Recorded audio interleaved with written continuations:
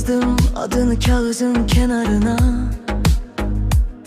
çırp attım kalmadı iz.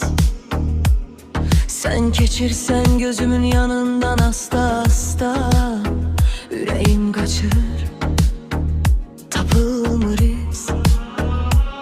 Gözüne bakanda zaman dayanır, sözlerim belə dilde kalmır. Çetin demək ama hamıdan artık seni istəyirəm, ürəyim alışır. Ürəyimi istər, onu verim sənə, desən gəl, qaçıb gəlim yanına yenə. Gecə gündüz fərqi yox, çağır məni, adımı çək. Nəfəs olum bu həyatda sənə, ürəyimi istər. Ürəyimi istər, ürəyimi istər, onu verim sənə, desən gəl, qaçıb gəlim yanına yenə. Gecə gündüz fərqi yox, çağır məni, adımı çək. Nəfəs olum bu həyatda sənə, ürəyimi istər.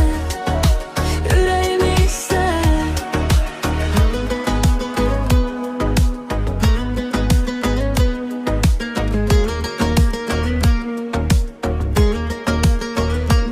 Telefonumda gözləyir online işığım, yazıb pozuram min dənə söz.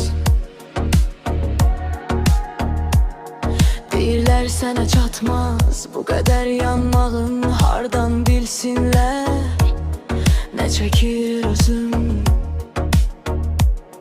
Gecə pəncərədən baxıb düşünürəm, səni görmədiyim hər günə incinərəm. Dilin susar amma gözün danışar, sözü uzatma, qoy ürək danışsın axı. Ürəyimi istər, onu verim sənə, desən gəl, qaçıb gəlim yanına yenə.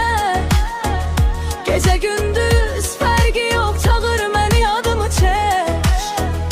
Nəfəs olum bu həyatda sənə, ürəyimi istər. Ürəyimi istər.